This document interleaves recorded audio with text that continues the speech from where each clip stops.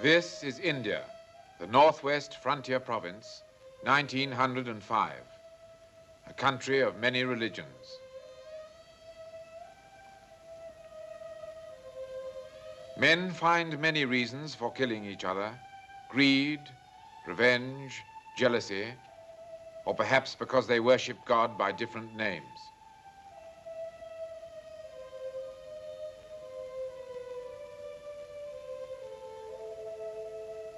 Rebel fanatics are gathering in the hills. Their objective, to kill a 6-year-old boy because he is a prince and the future leader of his people.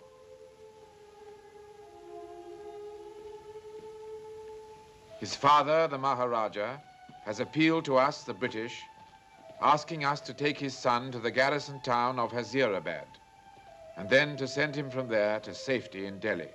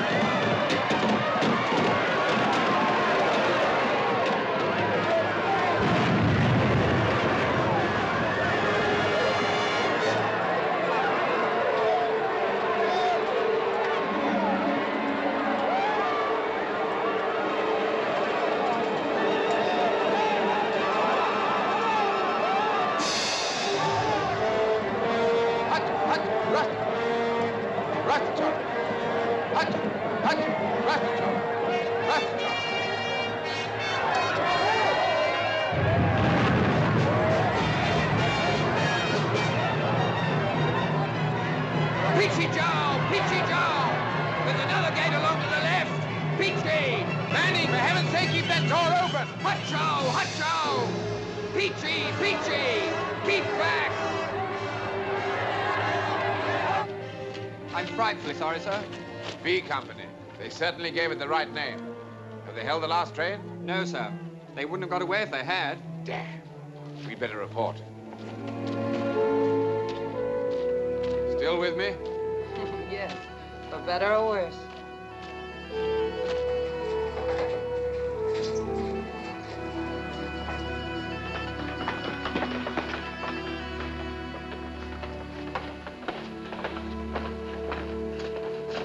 अच्छी बात, Damodar Sahib.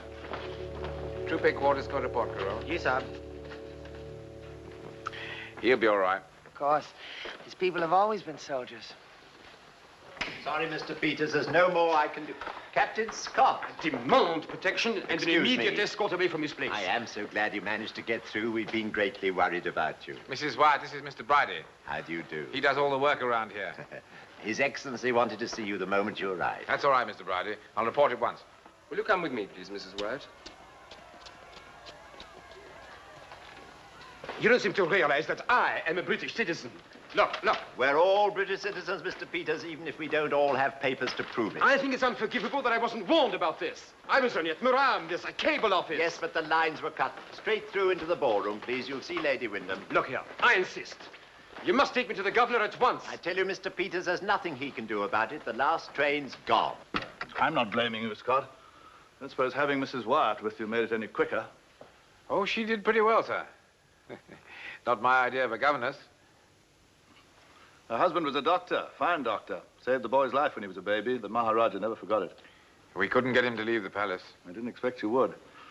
Well, the important thing now is Prince Kishan. Delhi sent a special order. Get him out at once. Seems I failed. Yes? General Ames, sir. Oh, come in, Charles, come in. So you got him here, a bit late in the day. Scott did the best he could. Where's the boy, sir? In the library.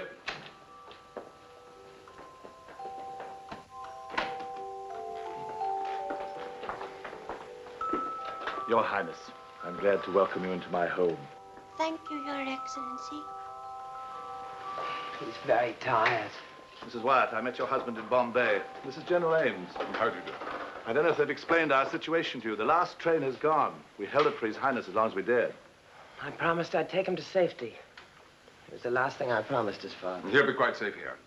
What makes you think that? This isn't an ordinary tribal uprising, you know. It's something far bigger. We have no reason to believe so, Mrs. Wyatt. You have reason, I'm telling you. Princes who always fight against each other are now on the same side. Razjad, Hussein, even Rahim. She's perfectly right, sir.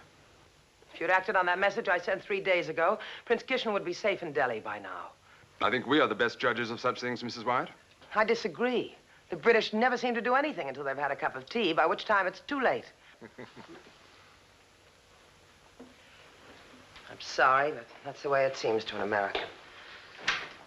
Please forgive me. Nobody told me you'd come. I was in the hospital. My dear, you might have sent word.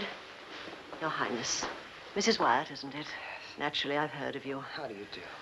Child looks quite exhausted. Same applies to you, Captain Scott. I'm sure you must be dying for a bath. I certainly am. Come along, I'll show you to your rooms.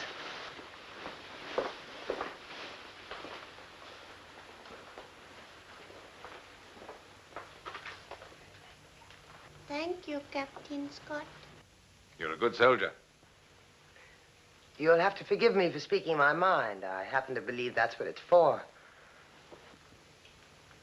Hussein, Razjad, and Rahim, all fighting together. It's possible she's wrong, sir. I wish I could believe she was.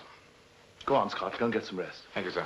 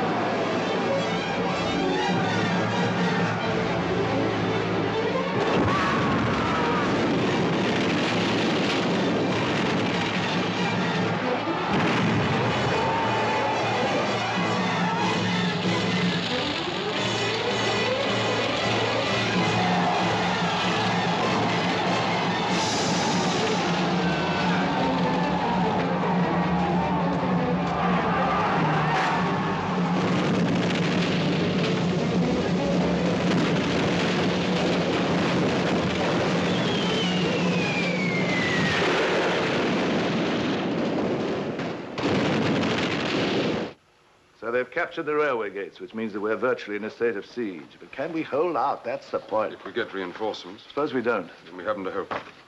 Prince Kishan must be got out somehow. That dispatch from Delhi made it quite clear that we must save his life, and it was the last thing we did.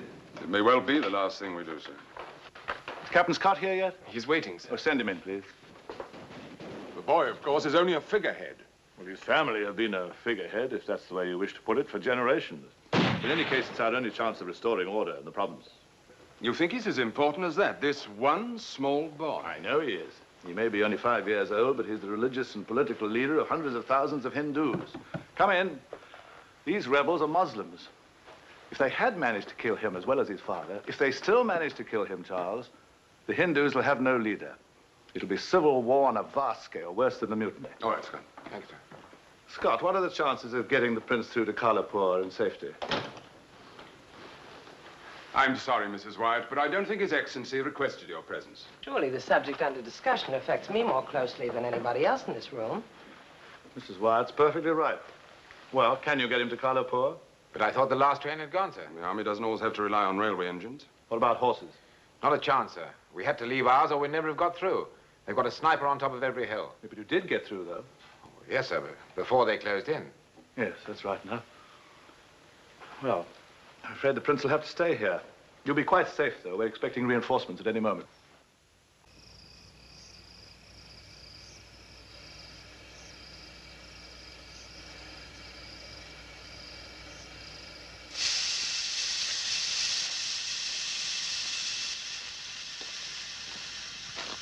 See, Saab, very plenty of this team.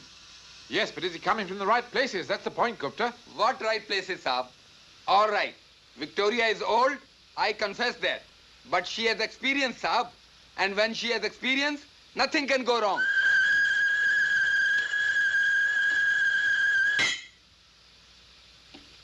It is not the fault of Victoria, Saab. I asked them last week. And last month I asked them 17 times to give me 1 little day for repairs. But no, like you, they said Victoria is old. Victoria is no good except but for shunting. Nobody understands what to do. Kalapur's over 300 miles away, you know. What 300 miles? What is 300 miles to this engine, Saab? You know what she used to do in the Karachi run? 2 times in 1 week. 1 week, but 2 times. Yes, but how many years ago? Look at the boiler, Saab. Not even 1 leak. Not even an inch of steam is escaping from it. And when the boiler is good, the whole engine is good. Look for yourself if not believing Gupta. To be frankly, Saab, that is only the piston bearing which is not good. And that is why 1/2 of the steam is escaping every day. Are you sure that's all that's wrong? Saab, Gupta has been for 30 years in the railway train service. You think Gupta don't know? No, Gupta. I think you do know. We shall need a coach. Coach, Saab, there is no one but that one. But that's broken down. Broken. What about that pair of wheels over there? Will they fit? Yes, Saab. They're very fitting wheels. Tell me, Gupta, how many miles per hour could Victoria go pulling just one coach? At least 50 miles, Saab. 50? Well, at least, if not 50 miles, then at least 40 miles, Saab. And when it is mended, Saab, you don't know what speed it will go. It is very speedy. She'll be mended, and the coach. Now, the only other problem is coal. We'll never get enough in there. Yes, Saab. We need 5 to 6 times much more coal than this. Yes, but where can we put it?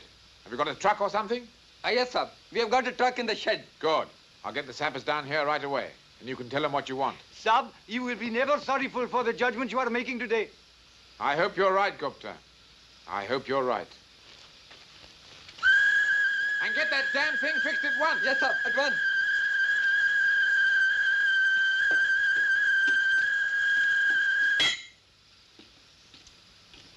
She's like the lady, Sab. She shouts too much when she is happy.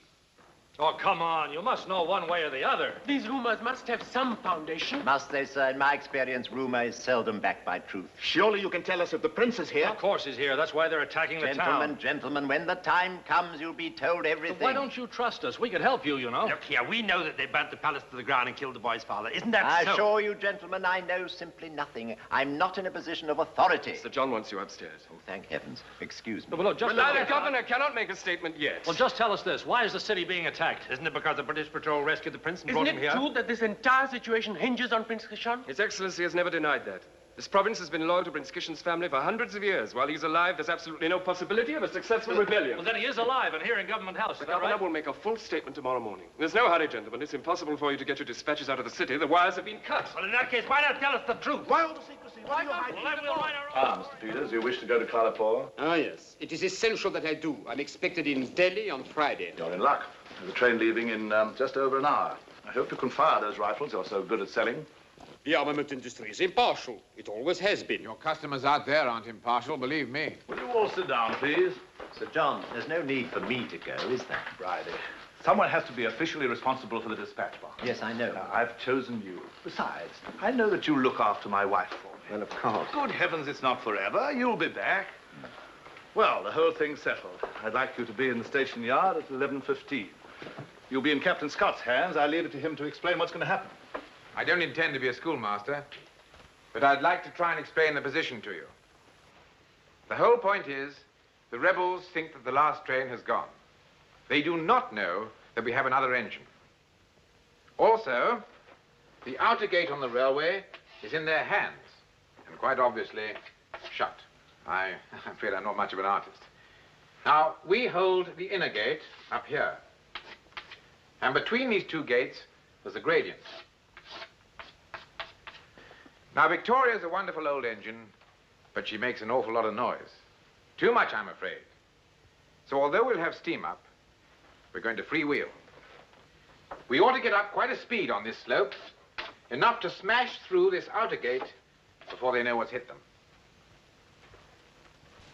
Well, that's roughly the plan. Oh, I admit that any number of things can happen. They may even have blocked the railway line to stop reinforcements getting in. But that's something that we'll have to face up to if and when we get to it. So it's true. He is here. Sorry, sir. He must have bribed someone. He came up the back stairs. Would you send this man away? He worries me. Will you please leave the room at once, Mr. Van Leyden? You're going to try to get him out? It's impossible. Come on. All right, Scott, leave him. All right. Since you've discovered both salient points yourself, there's no need to throw you out. By train you want to get him out. With the outer gate in enemy hands. What a story. One that's hardly likely to reach the newspapers. No, I suppose not. Unless I was to go on the train also. Well, it's an idea. I could go on the train. There are 1,000 people out there I'd send before you. Of course, you don't like me, any of you, I know that.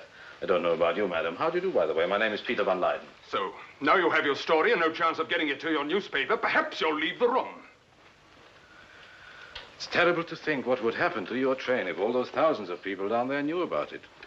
They'd tear it to pieces rather than let it go without them. Well, of course, the gates to the station are closed and it's all a secret. Nobody could possibly know. Mr. Van Leyden, it is just possible that the newspapers of the world should know of our predicament. Oh, no. You're perfectly right. It's of no importance. Mr. Van Leyden? Yes? You may go on the train. Why, thank you, Sir John. We understand each other. Well, your luggage must be at the yard by 11. I'll go and check the dispatch box. Where do you think you're going? To get my bag, of course. Yes, why not? That's an excellent idea. Oh, I see. If I go now, I miss that train, is that it? Yes, Mr. Van Leyden, that's it. Oh, well, in that case, I shall have to travel light. As a journalist, I'm used to it. Look, I couldn't wish for better company. The decline and fall of an empire.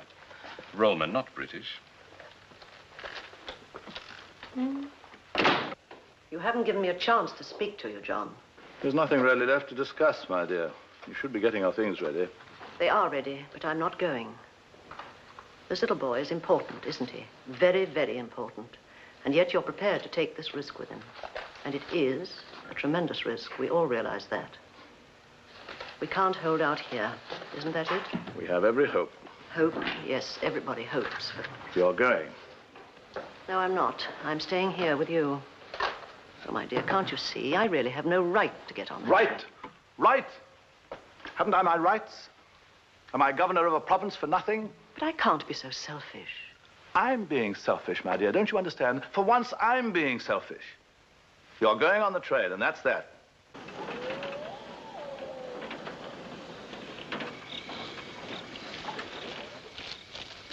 Your luggage has been loaded.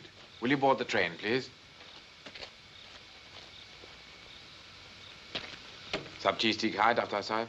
Ji, Saab. You've got a complete set of tools in there. Crowbars, pickaxes. Anything can happen on this trip. Everything you can think of. I asked for these mountings to be fixed. They're firing too high. I'm sorry, Bill. There simply wasn't time. Well, let's hope they keep their distance. Good luck. Thanks.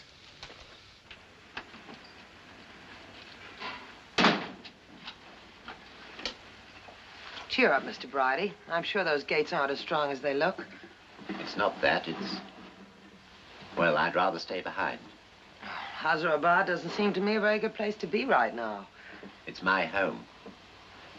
When I shut up my little house a few minutes ago, I don't know, I had a feeling I'd never see it again.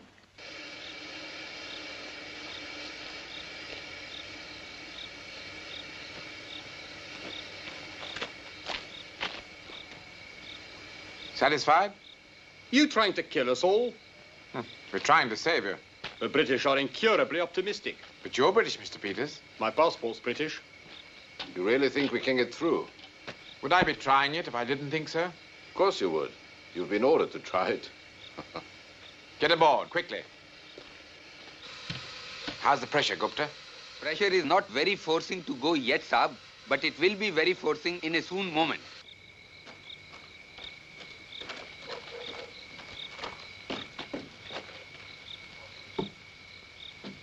Oh, do let me.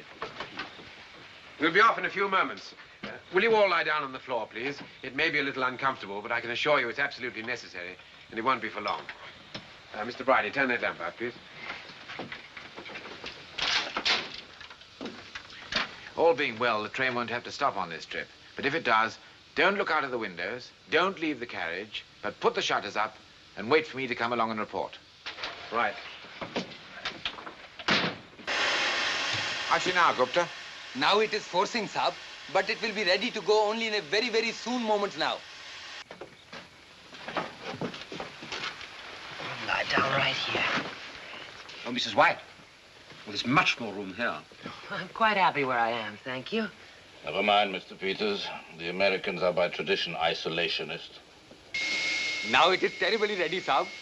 Terribly ready. Is everybody all right?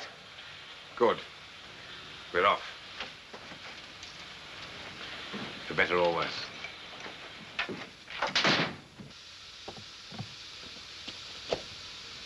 Ready to move off, sir. Good luck, Captain Scott. Thank you, sir.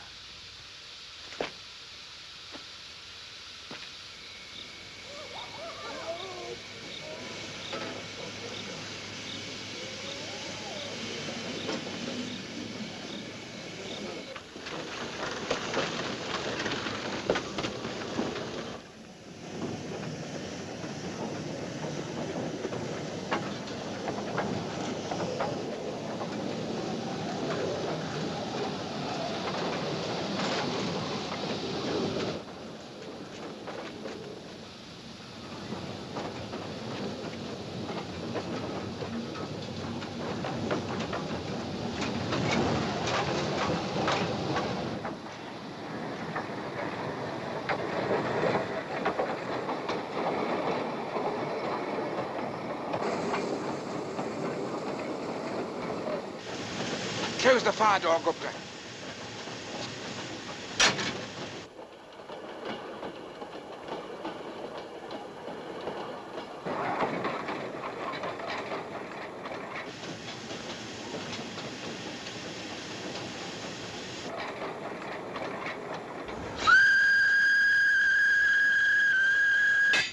Let it go, Gupta!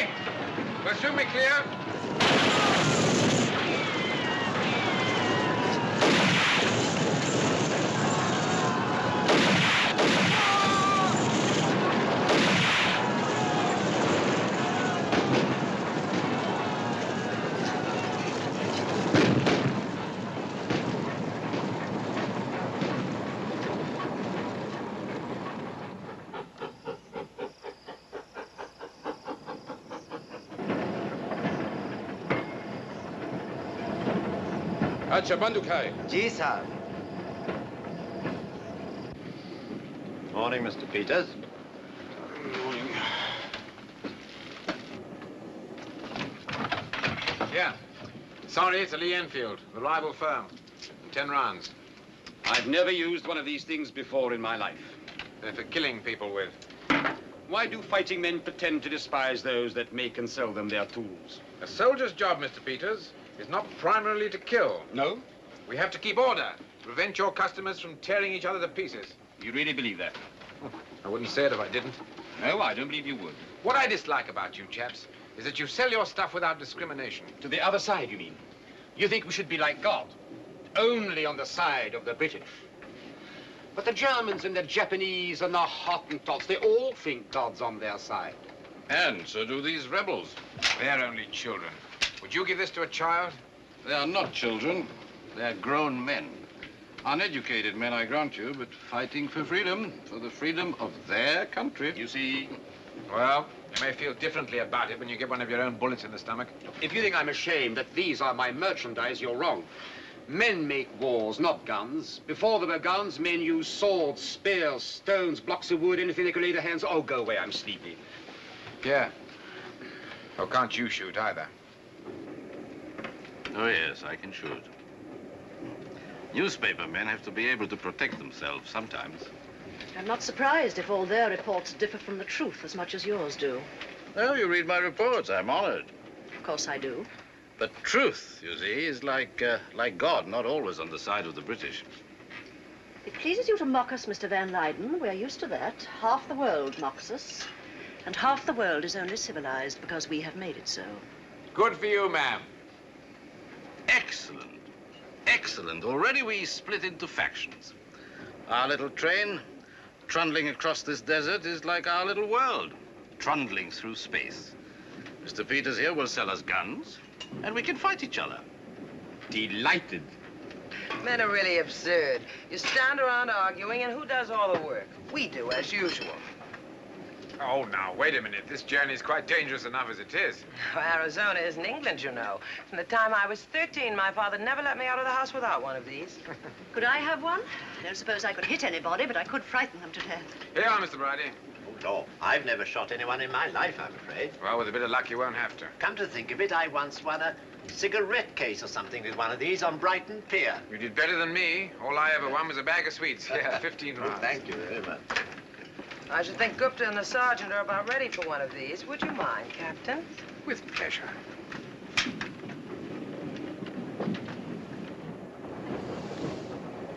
Daftar Sahib, Charlie. Mehrbani Sahib.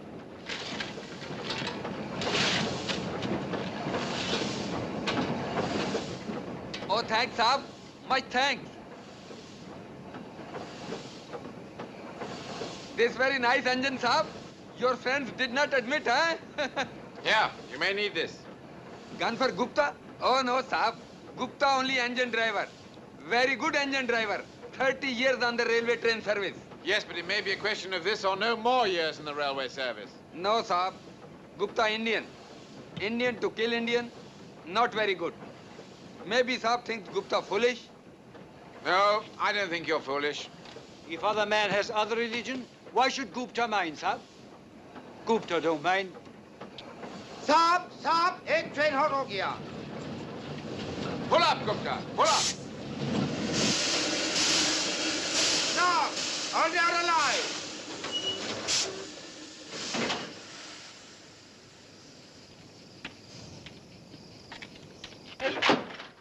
Shutters up? Good. And please, don't any of you leave the train. No trouble, I hope. Nothing for you to worry about, Mr. Bridie.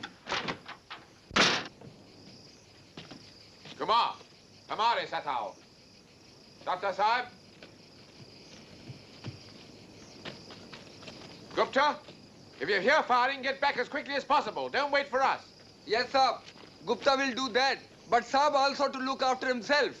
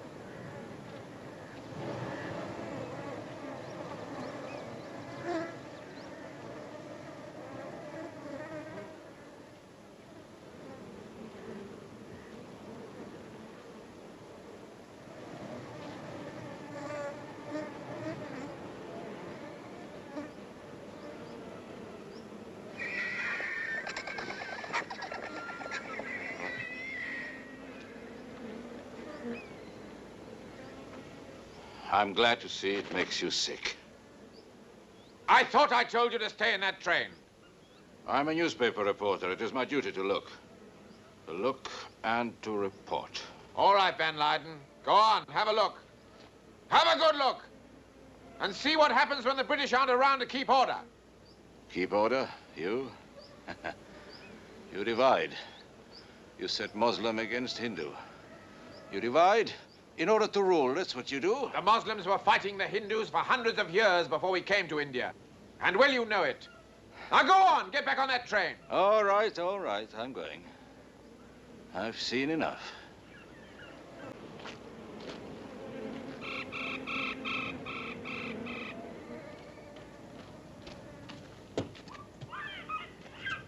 Hey, Kumar, Madad Karo.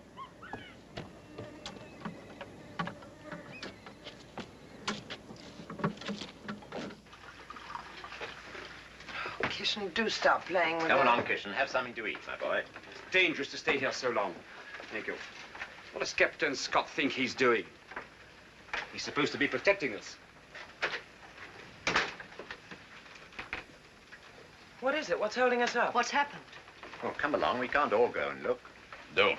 Please, Mr. Van Leyden, tell us what's going on out there. It's the refugee train. The refugee train, it ought to be miles away. What's it doing here? What's it stop for? Something wrong? Those poor people. Can we help? Is there anything we can do? Do? No, there is nothing you can do. Any of you. Except go home. And keep order at home and stay there. For good.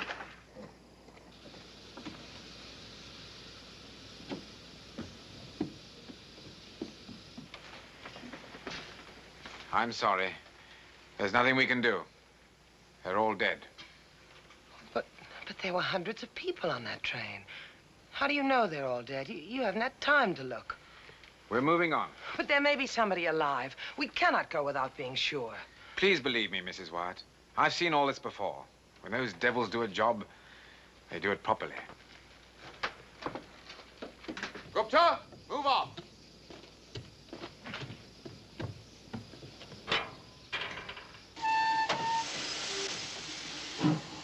Hold it! Mrs. Wyatt, please get back on the train. Mrs. Wyatt! You can hardly court-martial her. She's not one of your soldiers, and neither are we. If the Saab permits, then Gupta to try bringing back the Mem Saab? No, Gupta. Let the Mem Sahib find out for herself.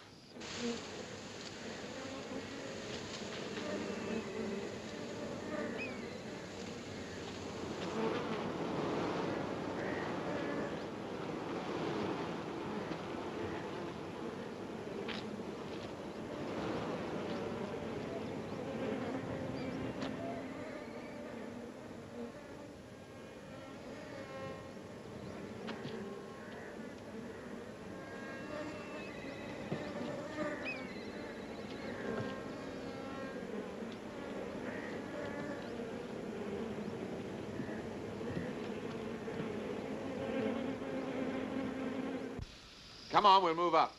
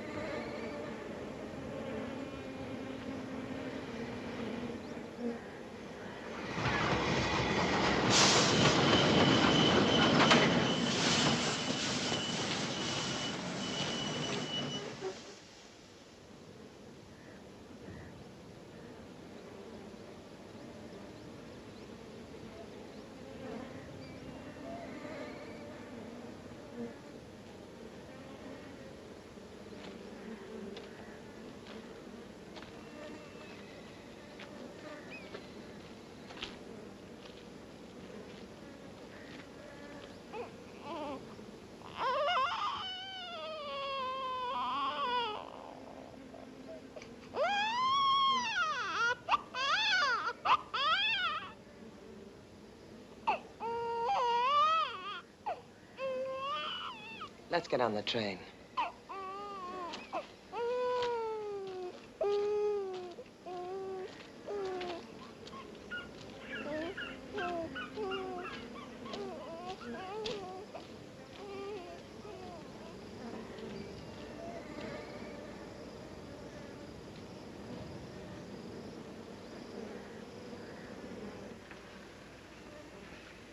He was a chance in a million.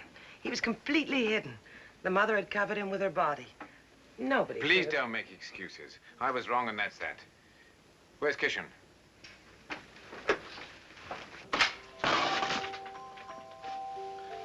I thought it better that he shouldn't see the. We must find somewhere to put the little blighter. I think I have just the thing. Come and have a look.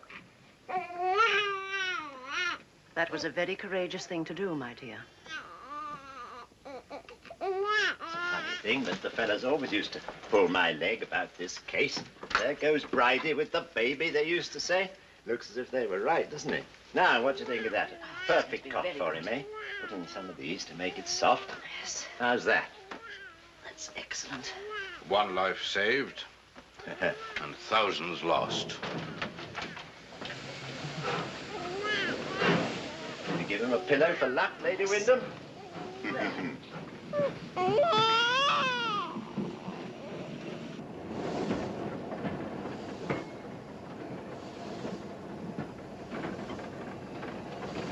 Laskar. The driver of that engine was friend of mine, Saab. 30 years on the railway train service.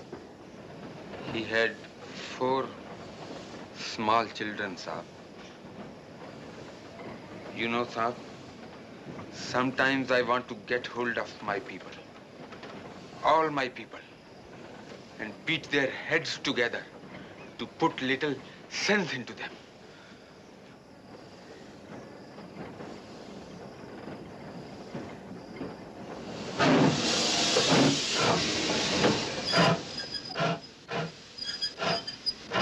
Come on, Gupta, what's the matter with her? She's hardly moving. She can do better than this. Victoria is old, Saab.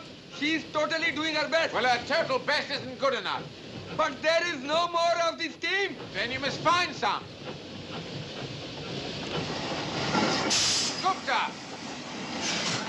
You can't stop wherever you like. You're under army orders. No army orders. She cannot do it. She will not do it. You promised me she'd get to Kalapur. Yes, she will go to Kalapur, but not with this. Is that all? Now, don't you ever frighten me like that again. We'll soon get that off. Dr. Sahib? Ji, Saab. Woo Spanalao? Acha, Saab. Ardo Crowbar? Acha, Saab. We're stopping for a few minutes to do some minor repairs. Oh, we seem to stop every 2 or 3 miles.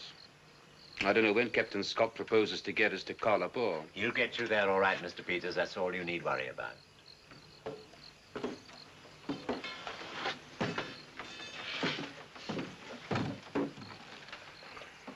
Mr. Van Leyden, would you mind passing me my case? It's just on the rack there above your head.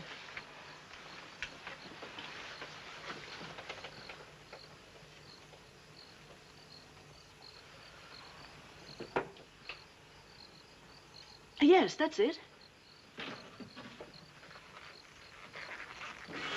Thank you.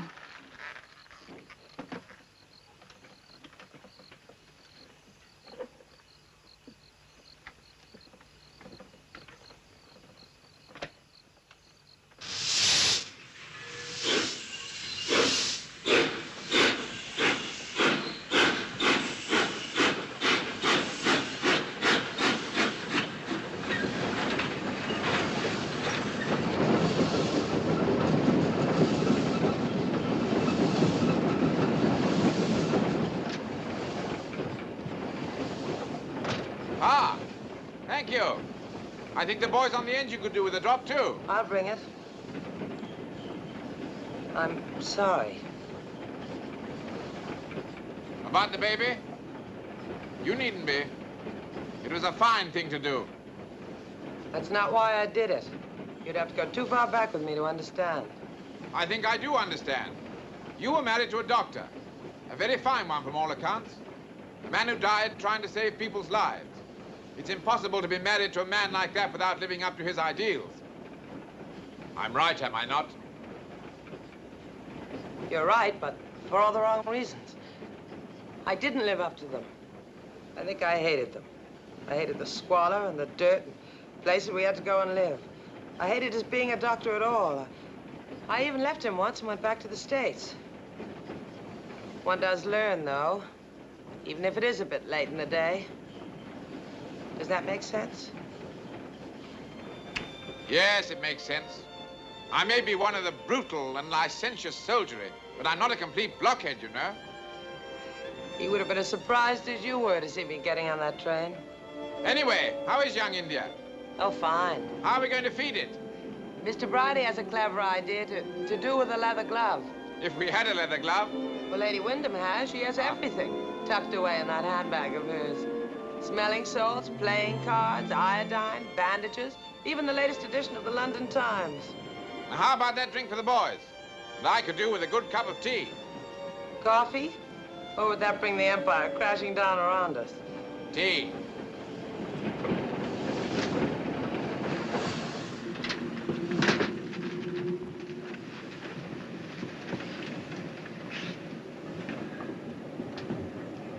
You were happy in Hyderabad, weren't you, Mr. Bridie? Oh, yes, it's my home. I've lived there for 21 years. I was happy there, too. It's a little bit different for you, Lady Wyndham, if you don't mind my saying so. I've only a half-sister in England, lives just outside Birmingham. We've never been very close. Don't think her husband likes me much. So really, you see, well, I'm alone. It's not so very different for me, Mr. Bridie. I have a few relations in England, of course, more than just one sister, but... I even had to leave my old dog behind. It's not much of a dog, I dare say, but... well, he was mine. I had to leave my husband behind. Oh, Lady Wyndham, I'm sorry, I didn't mean... You've had your home in one place for 20-odd years, and for 20-odd years I haven't had a home. Just a succession of big houses that haven't been very easy to run. My husband has been my home. Yes. Wherever he is. I'm sorry, Lady Wyndham. Please, how could I have been so thoughtless? Please forgive me. Don't be silly, Mr. Bridie. Can I get you some water, Lady Wyndham? How about a drop of whiskey? There's some in the van.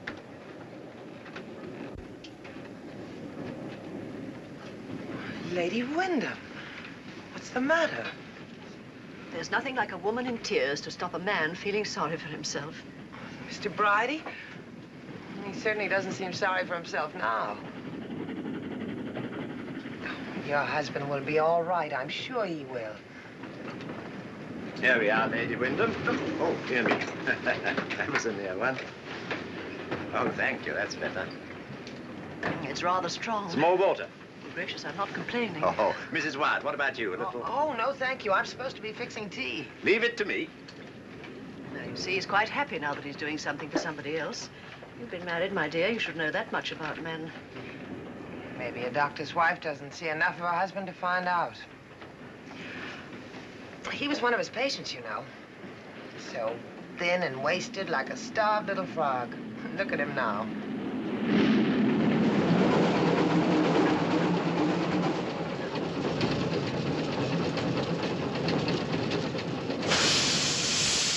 The railway line is broken, sir.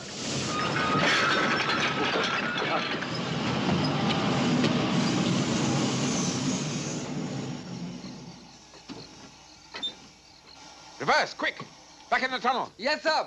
Doctor! Maxim!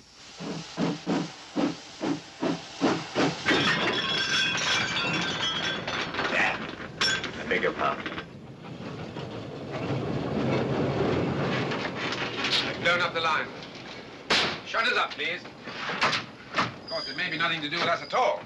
It may be something that happened a few days ago to prevent reinforcements getting in. What are we going to do? We can't just sit here. Can't we? We certainly can't go forward. And going back would appear to be out of the question. It really seems to be a most interesting military problem. Or perhaps just a matter of common sense. Now, let's see. The Daffodar will have to stand guard with the Maxim. That leaves 6 men. Now, we can replace that blown section with a new length of rail taken from behind the train.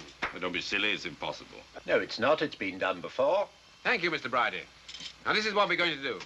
We'll move the train right forward to the damaged rail. Surely it would be safer to leave the ladies here in the tunnel. Yes, but that will give us 200 yards of open country to cover. And anything can happen out there.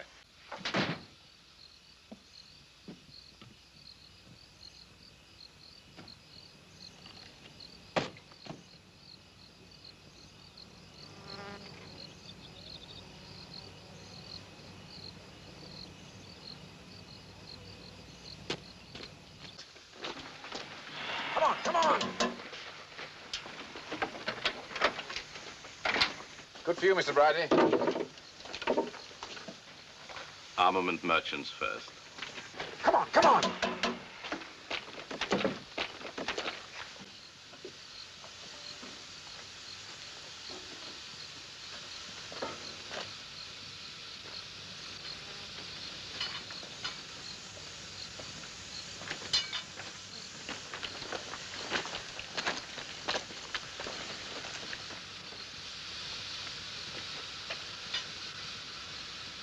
Well, if there is anyone out there, this is the moment they've been waiting for. Why not send one of the Indians? Mr. Peters.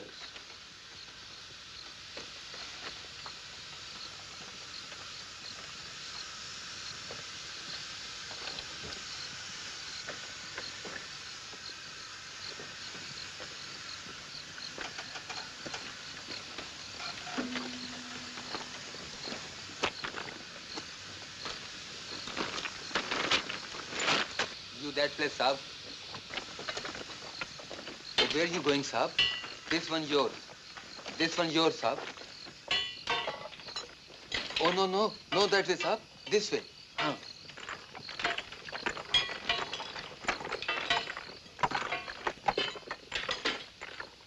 Van Leyden, for heaven's sake. Don't you want posterity to know what a resourceful hero you are? We want help now. You know what you sound like? The empire builder in distress. I'm coming.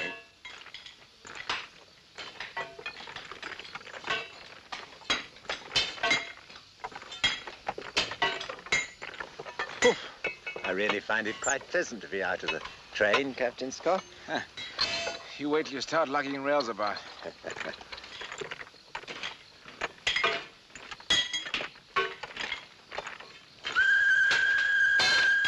Strangle that, Gupta!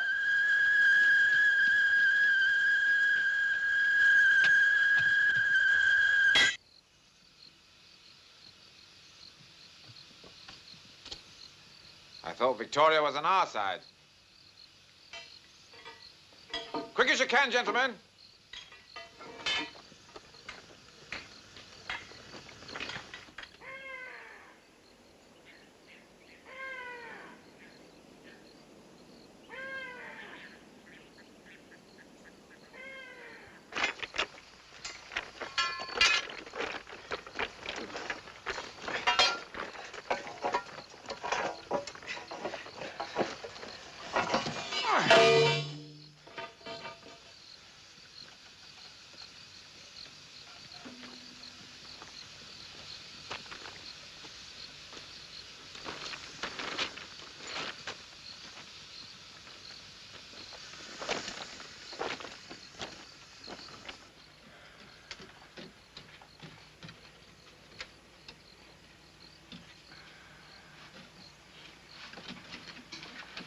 Leave the shadow alone, Kishan. Come and sit over here, Kishan, and we'll build a card house, shall we? I'll show you how. Now, gather up the cards first.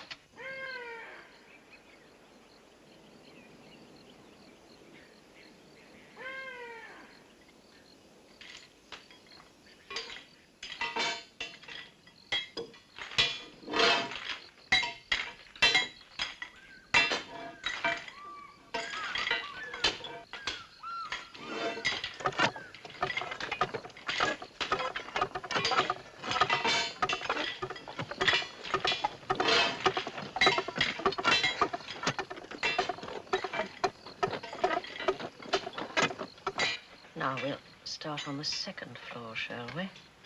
That's right. Now you put your wall up there. Now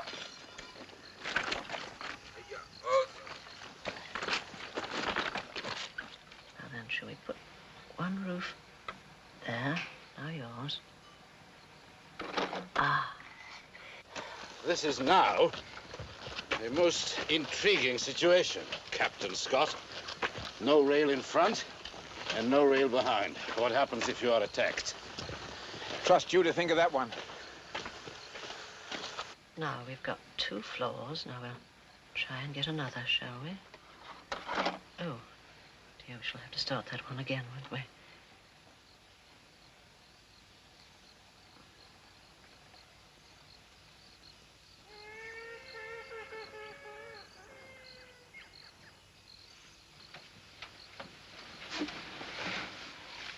Look, there it is. A heliograph.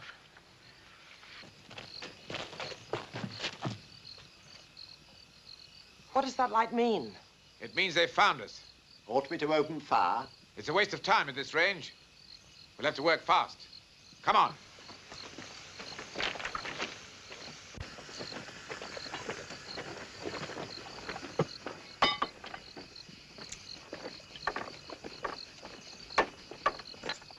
Now, come and sit down here, Kishan. Why? Just do as you're told, darling. Right in this corner.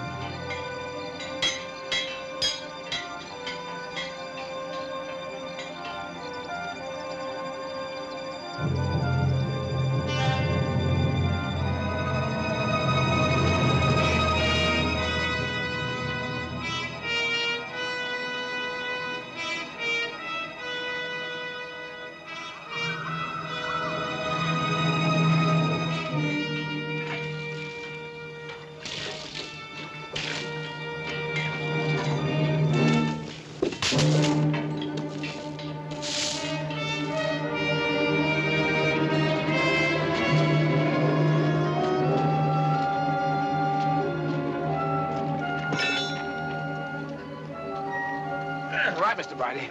Back to the coach. I'll put the 2 last bolts in the other end.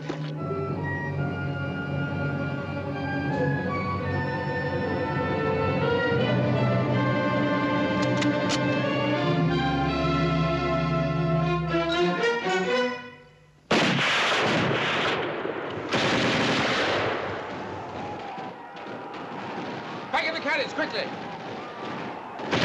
Keep your heads down. Doctor! Get back!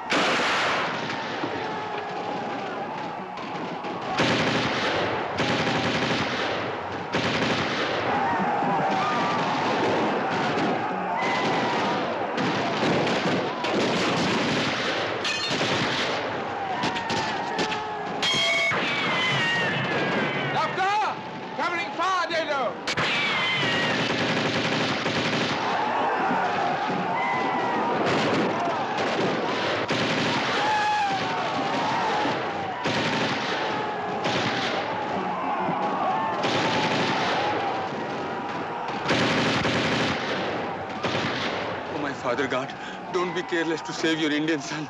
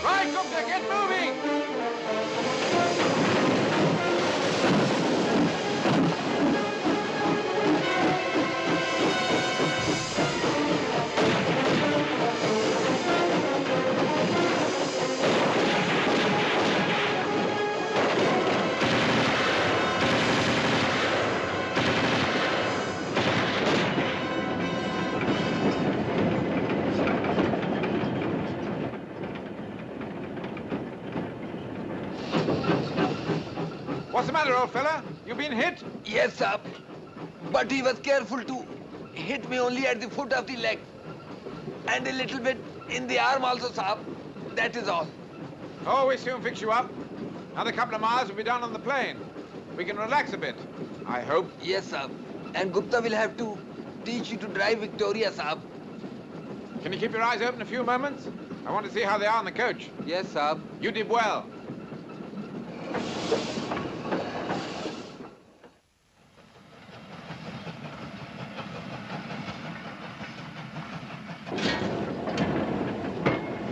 Pressure's dropping. Victoria wants water, sir. How far's the next station?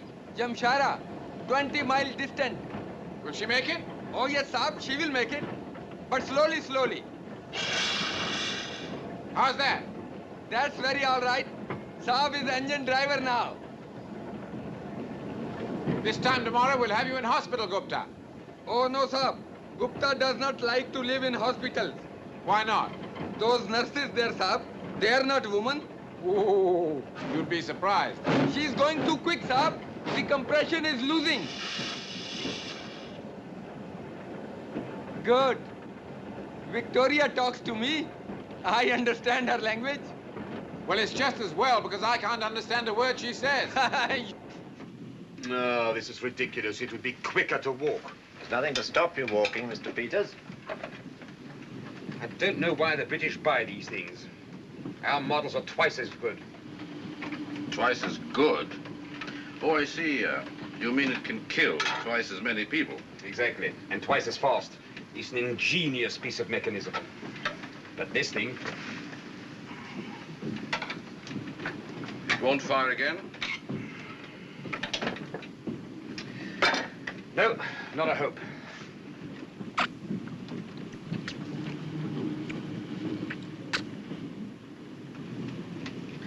Now, this you might call an ingenious piece of mechanism. It's a lifesaver, too, not a life destroyer. I'm surprised to find you a sentimentalist. Most ruthless men are sentimental. I don't know why. Me, ruthless? What makes you say that? The things you write. Crude sensationalism. I'm very flattered that you're such an attentive reader of my work. Reading newspapers is like everything else in life. One must take the good with the bad, the informed and the shoddy. Thank you. You do an awful lot of harm. You know that, don't you? Sometimes I think you're even inciting violence. The cure for some diseases is often violent and painful. War is like that, but it's sometimes the only cure. I'm sorry. I was just quoting from one of my shoddy articles.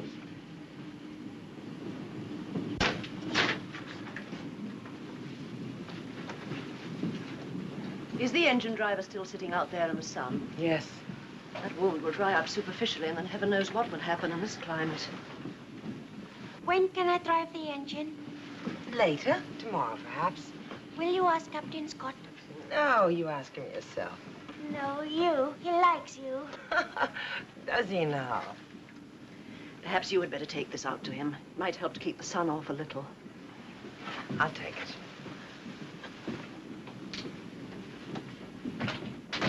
Captain Scott? Lady Wyndham says the driver must keep that wound out of the sun. You see, I told you she has everything. Here you are, old Gupta. I hope none of your fellow engine drivers see you looking like this. No, Saab. They will be calling me Lady Gupta. All set for Henley Regatta. Who is Henry Regatta, Saab? He says, who is Henry Regatta? It's not a who, Gupta. It's an occasion. When all the most sahibs in England get themselves together, dress up in a lot of silly little hats, and row themselves up and down a river. That is very funny. Why do they do that? Why? Why indeed? You may well ask. I don't know. It's one of the things I joined the army to get away from. Pressure, Saab. Oh.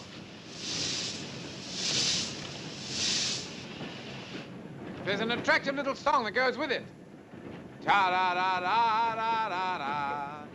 And a hay harvest breeze played on the feather, Shade off the trees, swing, swing together, with your bodies between your knees. Swing, swing together, with your bodies between your knees. Swing, swing together, with your bodies between your knees. All together now. Ta-da-da-da-da-da-da. Ta-da-da-da-da-da.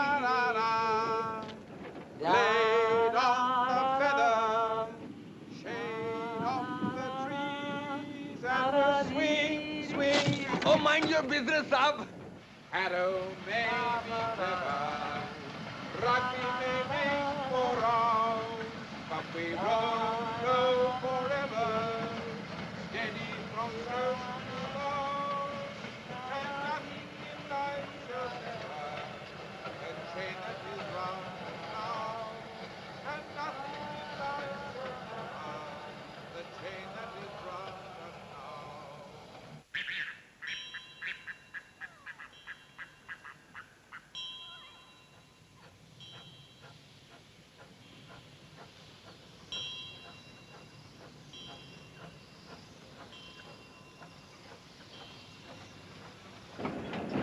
I'll have to stop her, Gupta. No, Saab.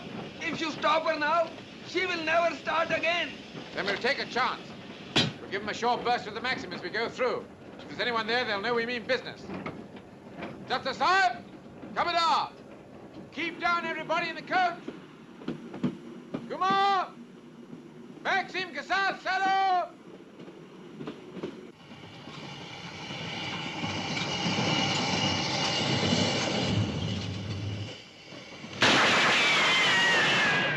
Dr. Saab, Amar is set out.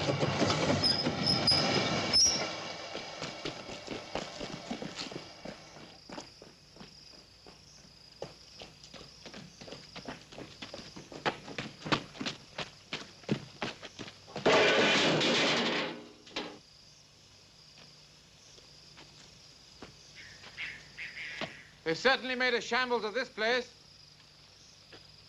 Saab, to please see if they have not spoiled the well of water, and also if the pump is working. Well, if it isn't, it's a long walk to Kalapur. Dr. Saab, chat ki upar jao. Khoob dekho. Jaldi, jaldi. It's all right, everybody. It's quite safe to come down now. Mr. Peters, Van Leyden, search about for some wood, please, and take it to that pump house.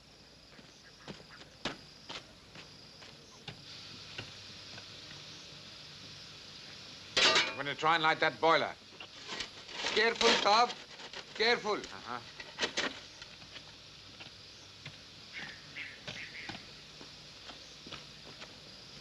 If I can get that pump to work, we're going to get some water. But we've got to get it from there over to the engine. So if you'd all look around for something to carry it in, it would help a great deal. Oh, and Mr. Van Leyden, unfortunately, your survival depends on ours. So if you don't mind, some wood.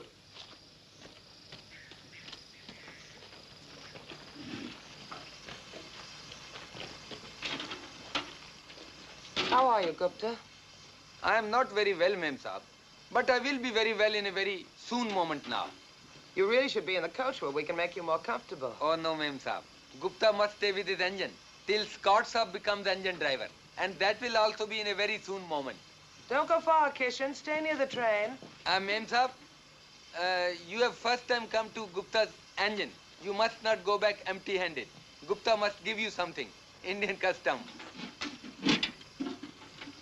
Bucket for water, Mem Saab.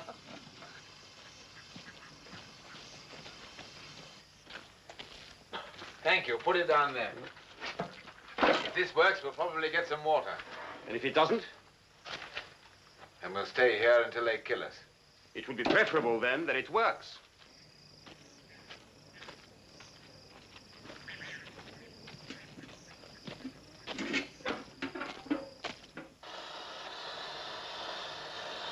It's all right, I think. Stand clear of that wheel. It'll make mincemeat of you.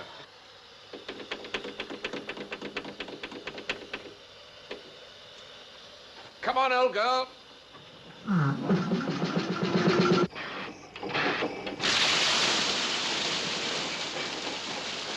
Good. Outside. Keep that fire going, Benlight.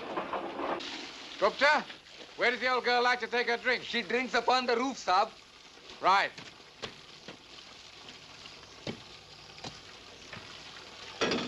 Over here.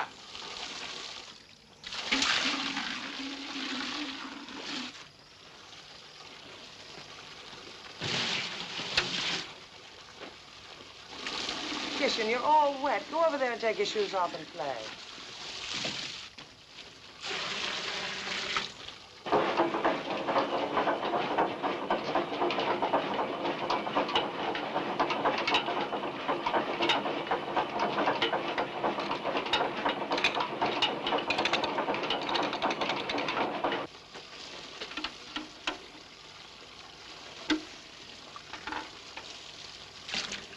Thank you, Mr. Bridie. 2 more like that and we're away.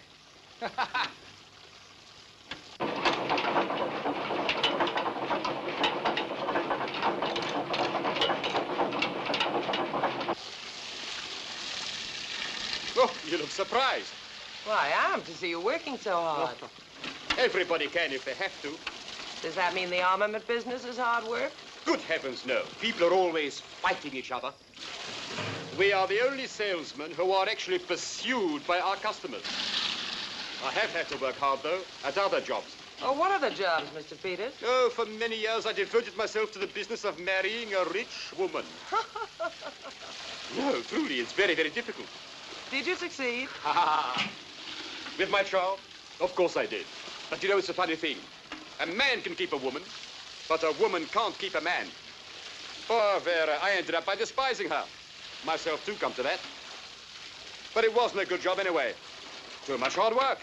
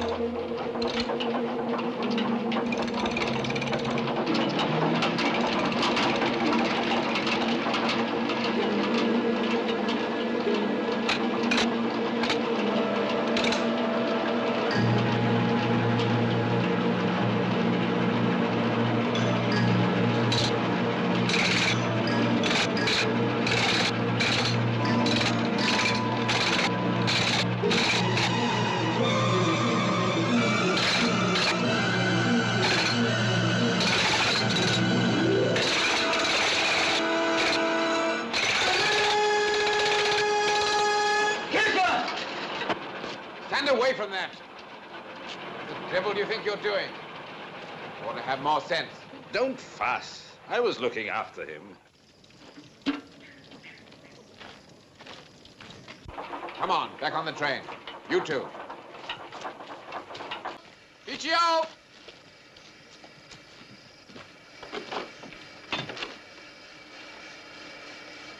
Right, Gupta? Kalapur. Kalapur, Saab.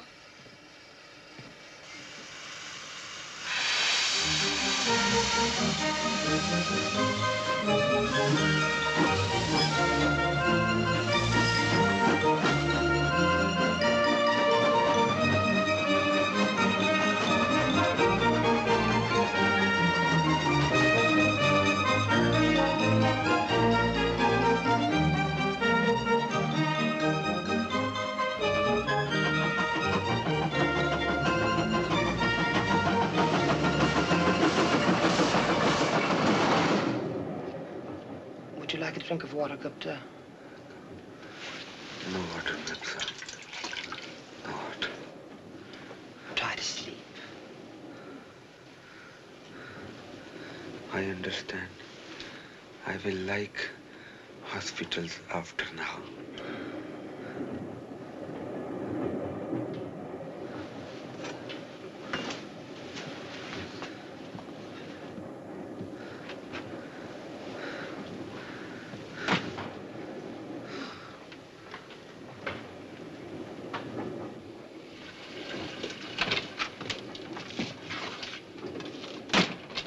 How's Gupta? Not too good. It's a bit of a fever, I think. We shouldn't have let him stay out so long. Good heavens, who's driving the train? The gunner, ma'am. Is that safe? I think so. Victoria is most intelligent. Whiskey? Oh, why not? Thirst comes with the setting of the sun. How true. Cheers. Have a whiskey? No, thank you. Oh, come on, do you good. I don't drink. What? You a journalist? It's not an essential part of the job. No? You surprise me. Oh, come on, to show we're all very good friends. I said no, didn't I?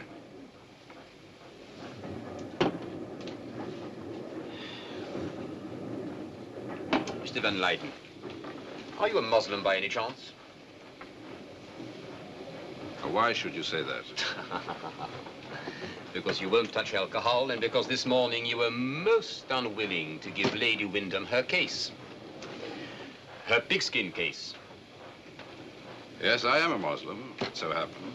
A Dutch Muslim? That's a bit unusual, isn't it? Not so unusual, no. Many Dutch Indonesians are Muslims. Are you an Indonesian, Mr. Van Leyden? Or half Indonesian? Yes, I am. I don't see why an Indonesian should be quite so anti-British. Indonesian, Dutch, British, Christian, Muslim, what has it got to do with it? I merely sympathize with small minorities fighting the aggression of big nations. In any case, the accidents of my birth have nothing to do with you. Any of you. You're perfectly right, I'm happy to say. You're being very slow, young man. Snap. A very ill-natured fellow. Snap.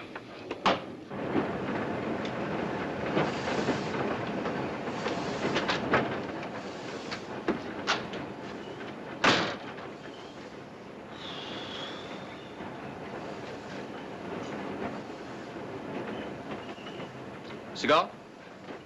No, thank you. You should not be so touchy. There's no harm in being a Muslim.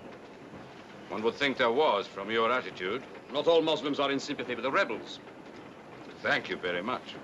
But some are. Oh, are you? Me? What are you driving at? I'm no Muslim. Muslim or no Muslim, after all, you are the man who sold them the arms.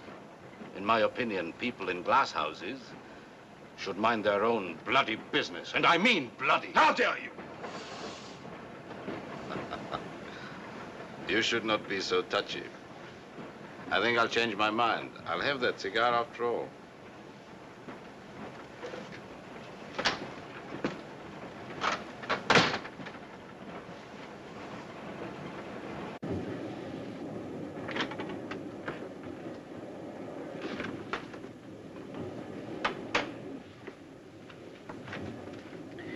You ought to be getting some sleep.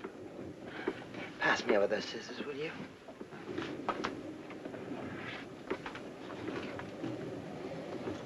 He's a lot tougher than he looks. Anything else? Yes. Put a little water in here, would you?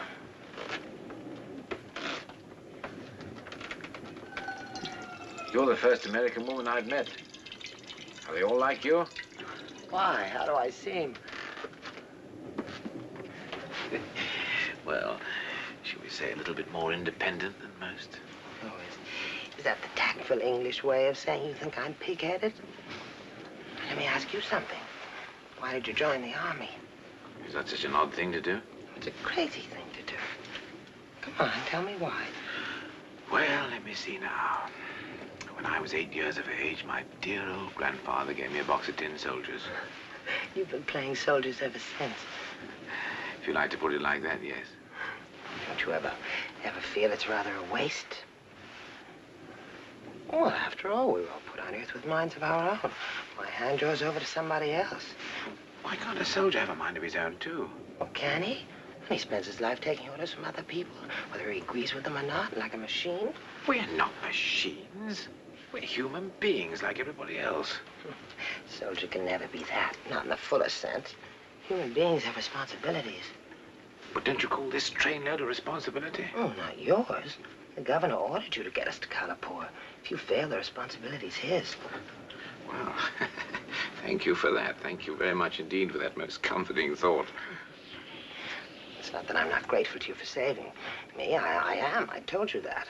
But it doesn't alter my opinion of soldiers.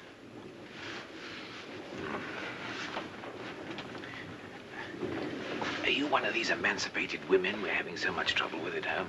Oh, it might be. What's wrong with that? Oh, they're just a lot of cranks. A woman who has a mind of her own is a crank.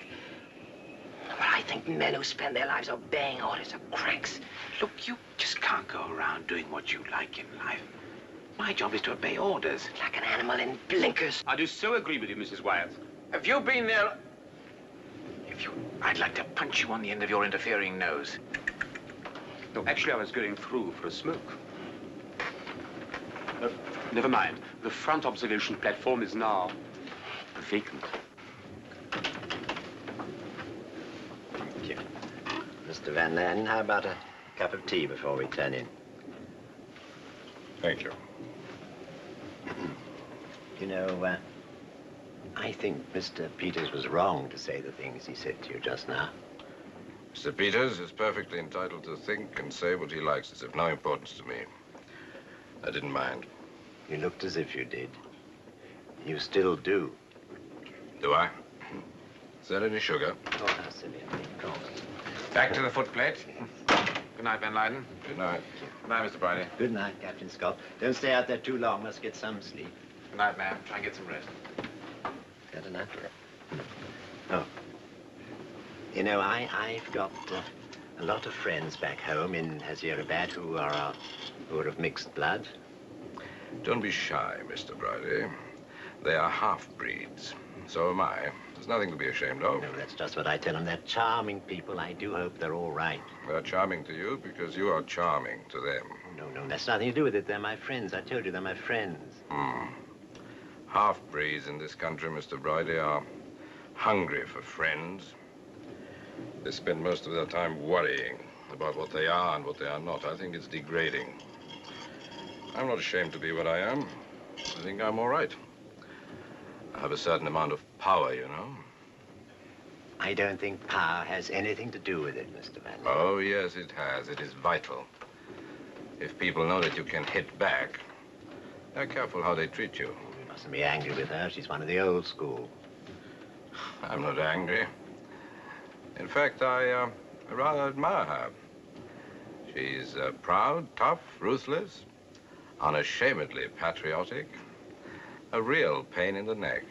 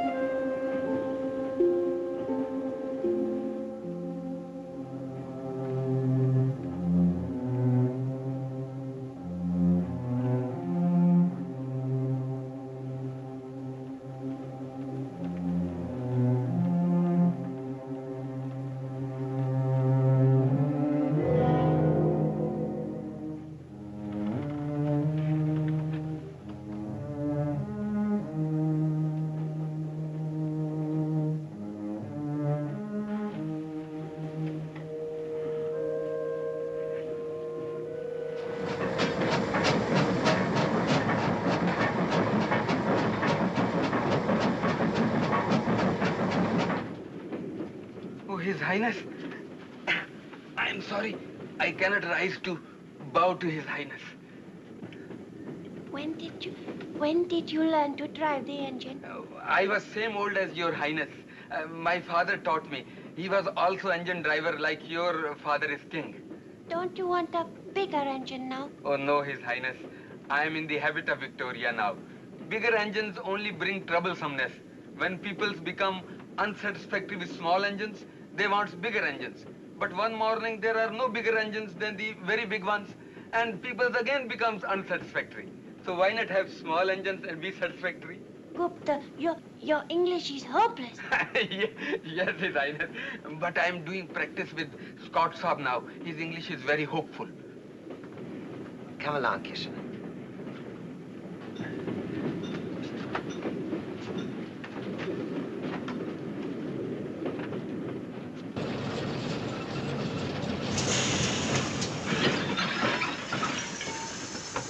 Stopping. Oh, yes. It's the Kupra Bridge. It's almost 5 years since I was here last on my way home from leave. Quite a contrast.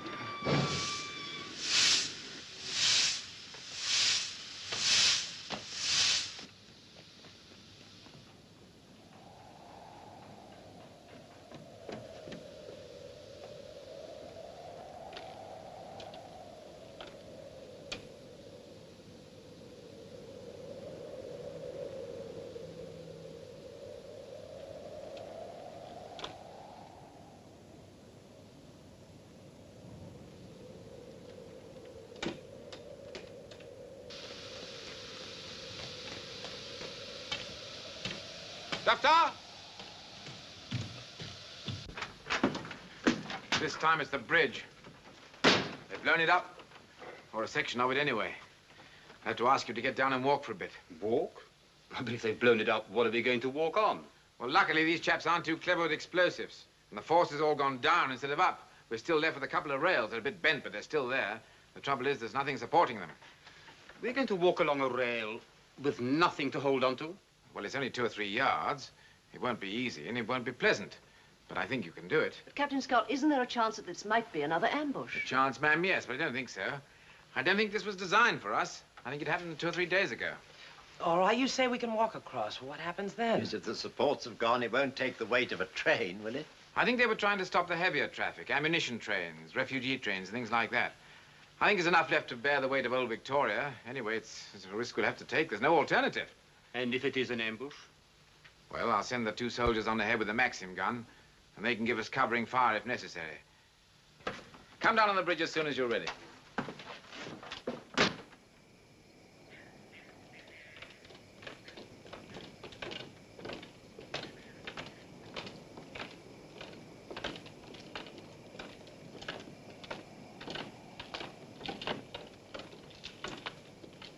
Come on.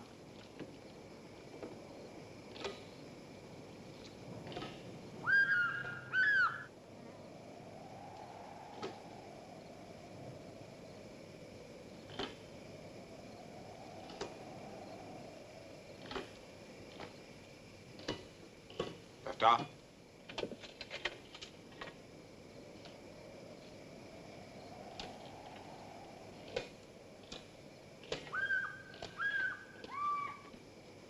Let me have the baby now, please. Thank you.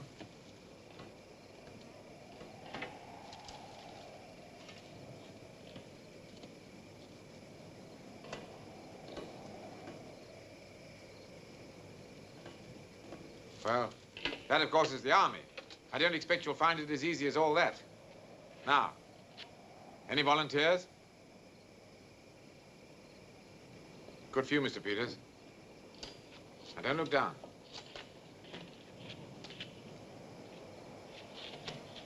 Right.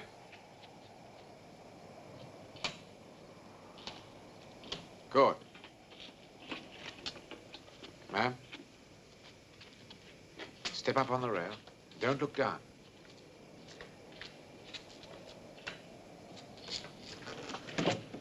Good for you, ma'am. Mr. Bradley? Now, sir, on the rail. Don't look down. Oh, dear. I can't move. It's all right, sir. Good for you. Go on. Captain Scott won't let you fall. Look, I'll show you. If I can do it, I know you can.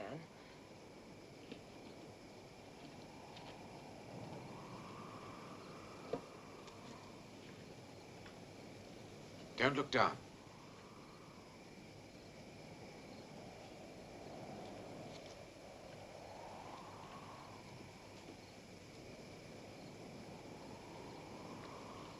Good girl. I'll cross, and you pass the boy over, Van Leyden.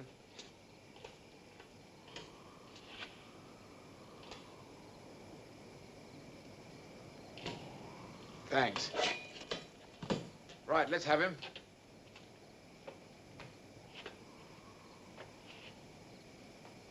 Now then, look at me, young fella. Keep looking at me. Now hold him out. Reach out. Right, hold him out, Van Leyden. Well, reach out with him, man. Look at me, young fella. That's a good boy. Don't look down. Come on, man. Stretch out. Peters, get my waist. Hold him out. Well, what's the matter with you? Stretch him out. Go on. Grab the boy.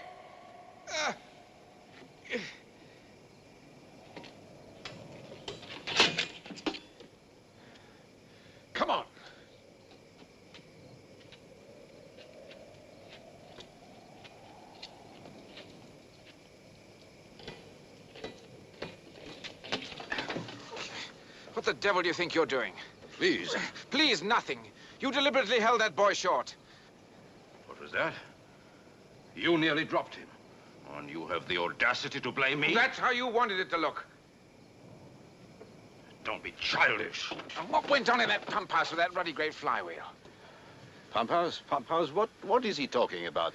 Let go of me. Oh, no, Mr. Van Lyden. I'm not letting you go. You're a Muslim, aren't you? I was wondering when you'd bring that up against me. And the people who want to kill that little boy are Muslims, too. Come on! Jaldi wapis. I'm putting you under close arrest. You do that, Captain Scott, and I'll put you into every newspaper from Calcutta to Berlin. That's a risk I'll have to take. You disappoint me. I really thought you had a brain in spite of being a professional soldier. Yes, I am a professional soldier. And I am a professional journalist. I warn you, you are overstepping your mark. I'm a free journalist. My job is to report.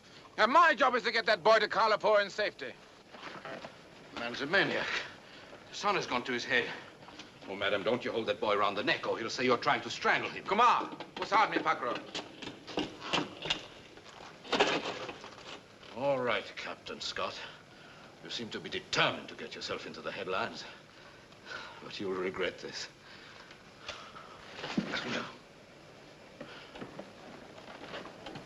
Look, aren't we mentioning things? God, I can't believe I personally dislike this man. Will you please get off the bridge, all of you? There may be a dozen rifles aimed at you at this moment. Now, please, leave the bridge. Well, anyone can slip on a rail 3 inches wide. There's no proof that he's a murderer.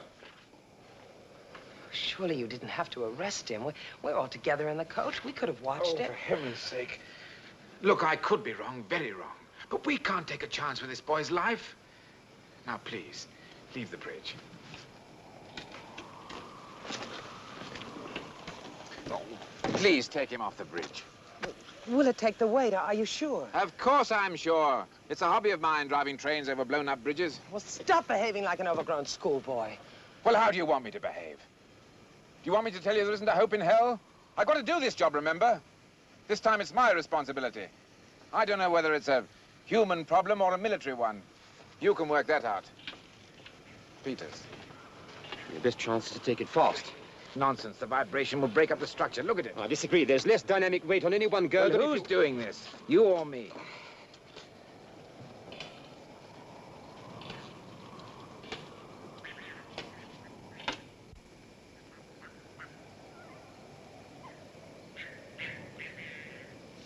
All right.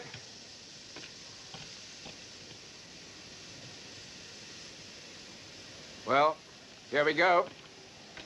Careful, sir.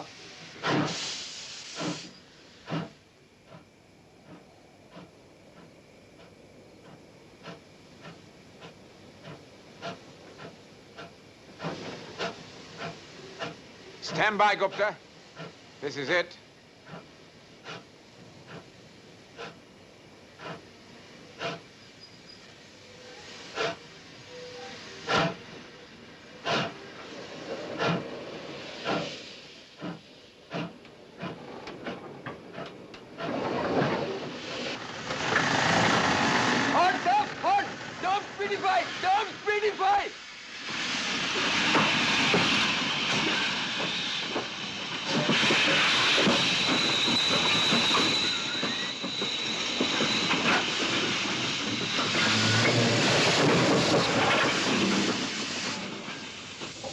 Now throttle it.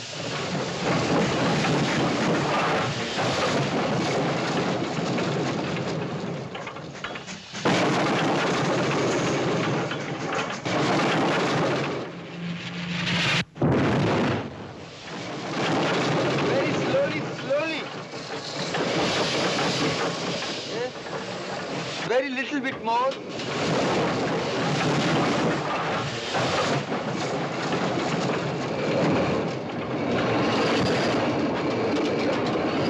Little bit more.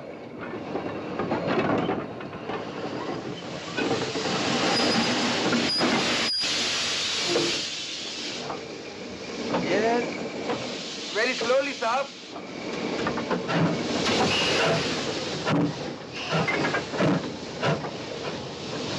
It is right.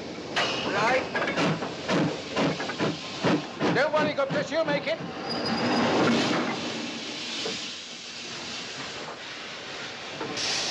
She's made, Saab. She's made. Good driving, Saab. Oh, Saab.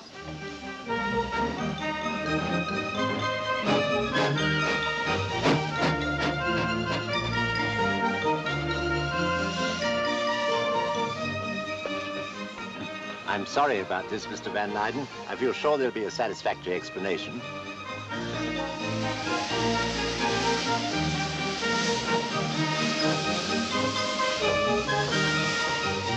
We made it! Bless our old heart!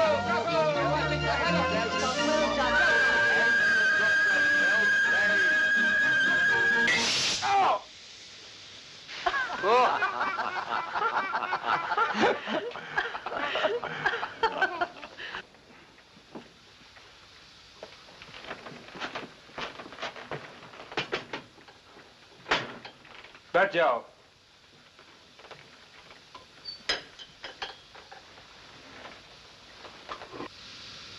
Captain Scott? Yes, ma'am? I want you to know that I think you acted very wisely over Mr. Van Leyden. Well, if I didn't, I'm in the soup. Gupta? Yes, Saab. Is the old girl ready to go, or does she need a breather? She's not a young man like you, Saab. She needs some steam now to go. How long? Oh, not more long than 5 minutes. Right.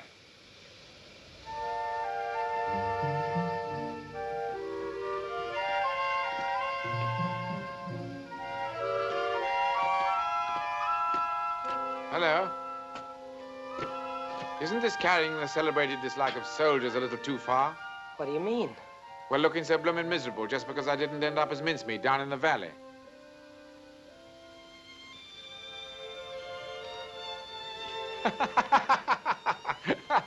Now you look like an abandoned woman. I always thought you were.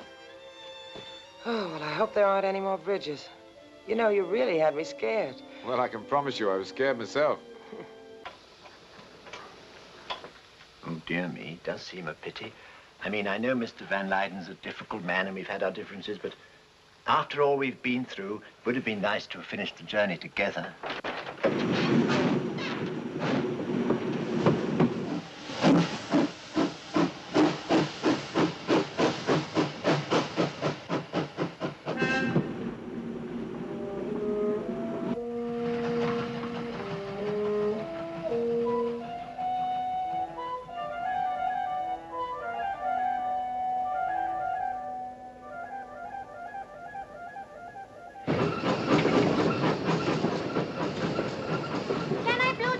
Not till we get down on the plane. When I grow up, I will buy my own engine. That's a good idea. Come on. Stand over there. Watch me. At last, little Kitchener's got his way. Your plane, Mr. Bridie. Oh, I'm sorry I'm so slow. Do you think they've tied him up? You really must stop worrying about Mr. Van Leyden. I'm sure Captain Scott knows what he's doing. Yes, of course, but it seems a bit extreme to me, shutting him up like that. After all, what can he do? Well, the idea of shutting him up is so that we don't have to find out what he can do, Mr. Bridie. I don't suppose he's even got anything to read. Well, what in heaven's name does reading have to do with it? Captain Scott thinks he tried to kill Kitchen. What else can he do but lock him up? Oh, Mrs. White, it is clear that you do not understand the British mentality. While Van Leyden was a Dutch journalist, Mr. Bridie here disliked him intensely. As soon as he discovered that he was a half-breed, Mr. Bridie felt a certain sympathy for him. Now that you all suspect him of being anti-British, fanatic, and maybe a murderer, Mr. Bridie will start crusading for him. He has become an underdog, and the British love underdogs. It's better than kicking them, Mr. Peters.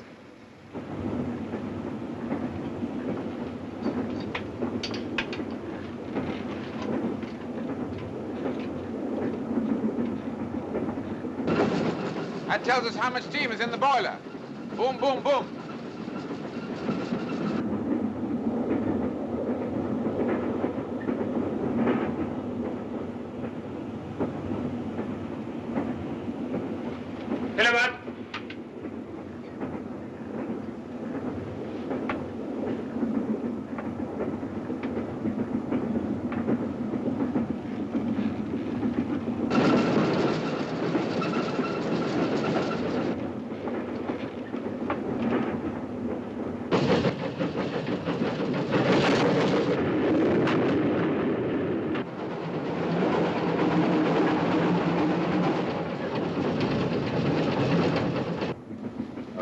me quickly fill the jug, shall I?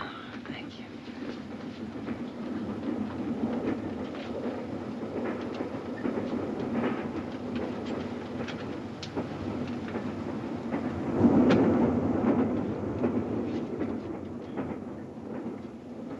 So it is true, Mr. Van Nyden. Stand up where I can see you.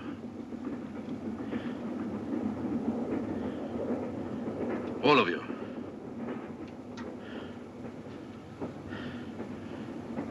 The boy, too. He's not here. He's out on the engine. You. Call the boy. Call him. No, don't. If you think you can get away with this... I can and I will. And there won't be any witnesses.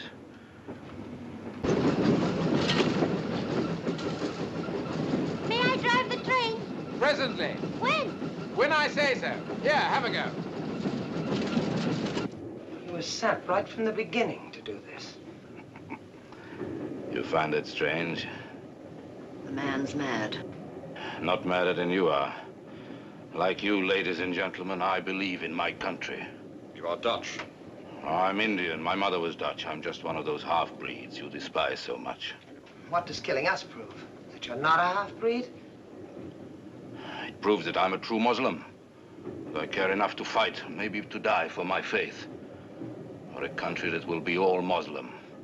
A free country, and I will belong there. Are you capable of understanding that? Look!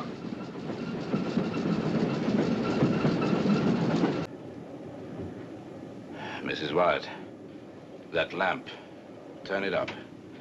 We will be passing through more tunnels, and I would hate to leave you all standing in the dark. Do as I say.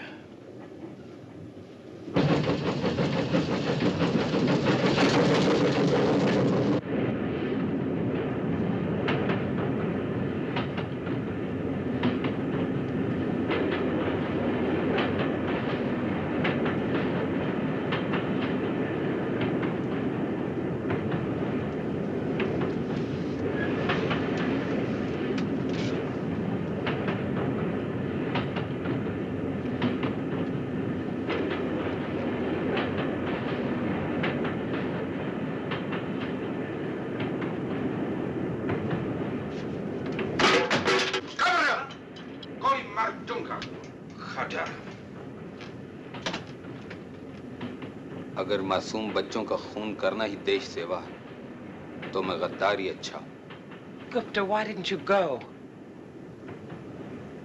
He would have killed you, Mem Saab. Yes, I would have killed you, Ma'am Saab.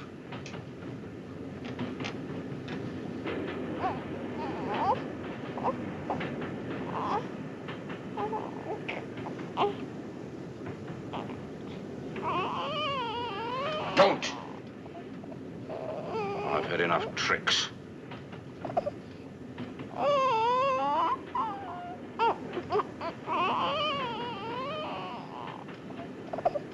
He's choking.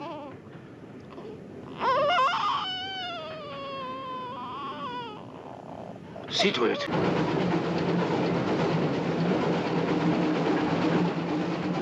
Did you like that? Prince Kitchener's never going to walk through that door. Neither is Captain Scott. Time will tell. I'm going to scream. Long before they get here, I'm going to warn them. You're afraid, aren't you? It can't be easy to kill a child in cold blood. And the refugee train. When you came back from it, you were as sick as any of us. It was a useless slaughter. Isn't killing always useless? Has the taking of a human life ever solved any problems? It has, and it will again. I like children as much as you do, but that one boy, my God, don't you understand? That one boy, he's a symbol. He's an outworn tradition that stands between my country and freedom. And I shall kill him. I must kill him in order to save the lives of thousands. One life will be lost, one Indian life lost, but thousands will be saved. Stand back! Stand back from that door!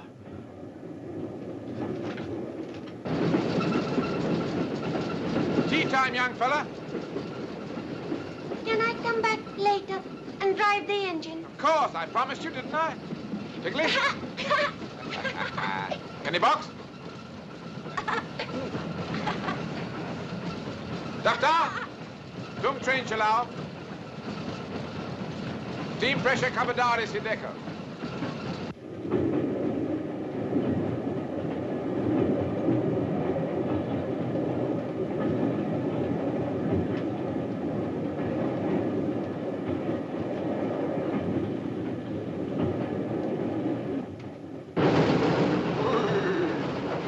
Look at it, look!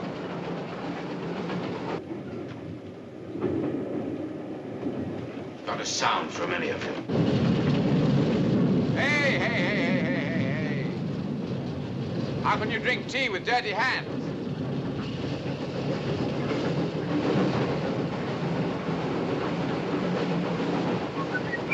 Wait a minute.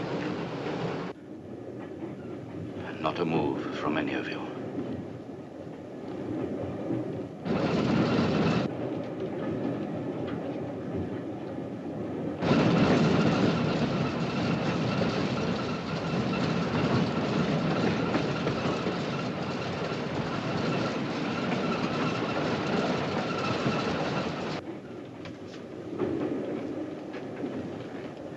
Don't scream. I will not kill you if you don't scream. Don't kill me! Down, everybody!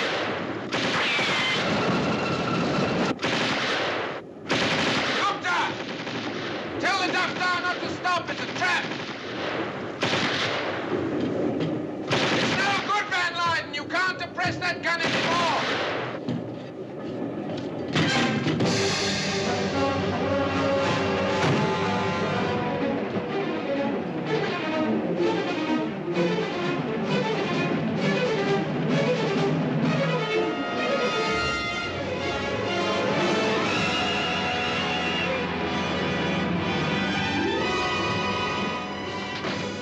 Help, Kumar! Oh dear, I think I've been hit. Oh, yes. Yes, you have.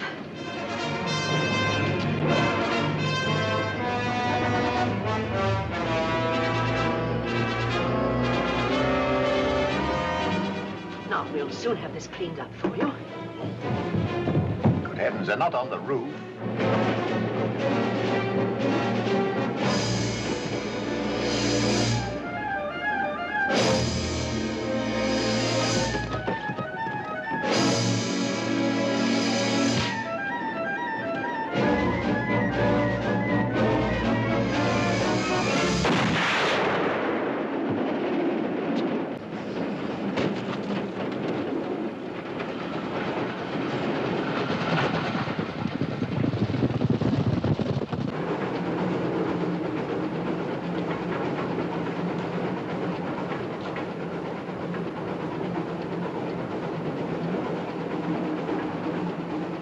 What you need next is a good stiff drink, and then I'll get that arm into a sling for you. Thank you, Lady Wyndham. You are kind.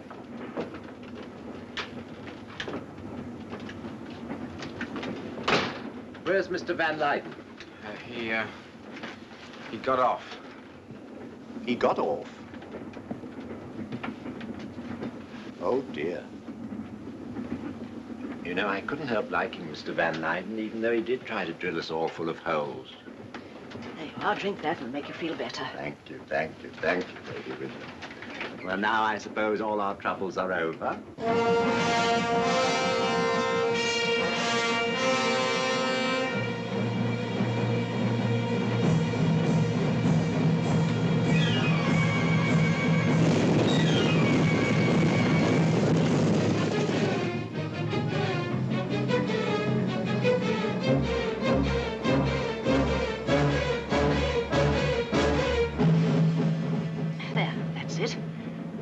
You better put this on, as you mustn't get any more sun on your head after a shock like that. Thank you very much. It's the wrong way around. Thank you.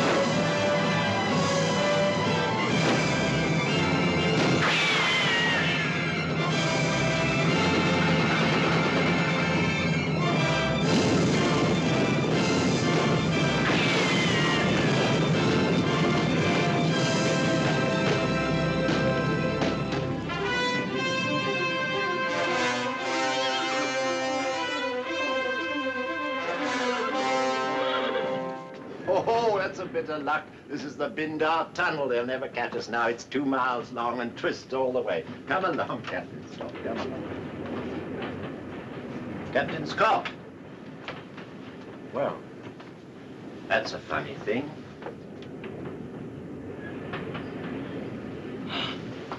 Is he all right? He will be. Get me some water, Mr. Bridie.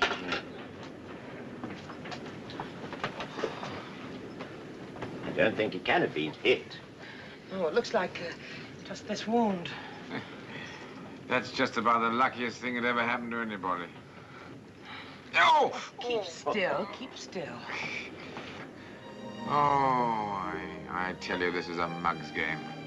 I think perhaps you're right. What would you say if I put those tin soldiers back in the box? I'd say you'd probably want to get them out again tomorrow. Don't tell me you've changed your opinion about soldiering. Well, let's just say I've learned a couple of things on this journey. Well, let's just say we've both learned a couple of things on this journey.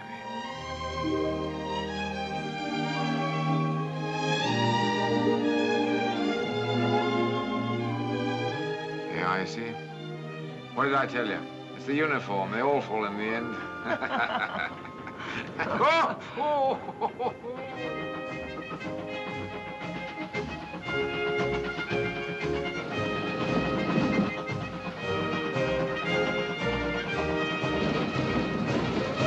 Message to Kalapur.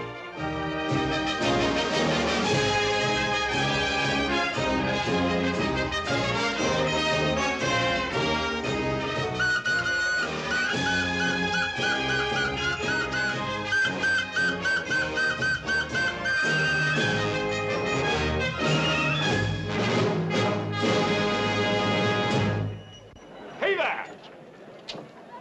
You! Is this the 9:10 from Gurav? No, it bloody well isn't. It's the last train from Azirabad. And stand to attention when you speak to a senior officer.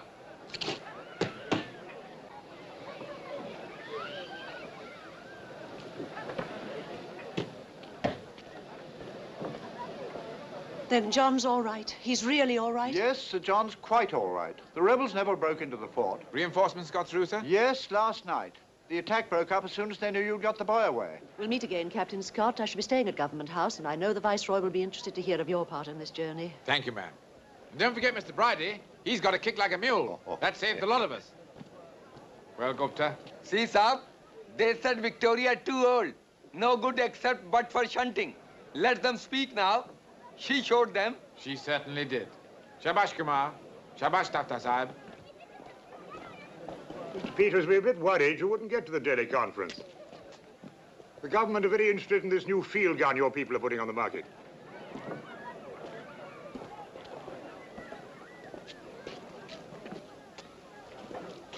Captain Scott, thank you for saving my life. You are my friend now. Well, I hope so. But you are British. Will I have to fight you? Good heavens, no. Why should you? My father said Well, what does he say? I must fight the British to make them go away.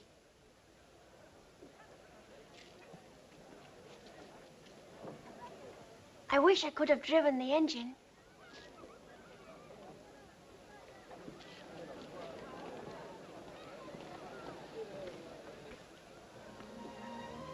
Well, it looks as though you'll have to buy a little kitchen now. That's all the thanks you get. That's all the thanks we ever get. Be thankful you're living and trust your luck. March to your front like a soldier. Who said that? Man called Kipling. Another tea drinker. Well, you better try and find a home for young India.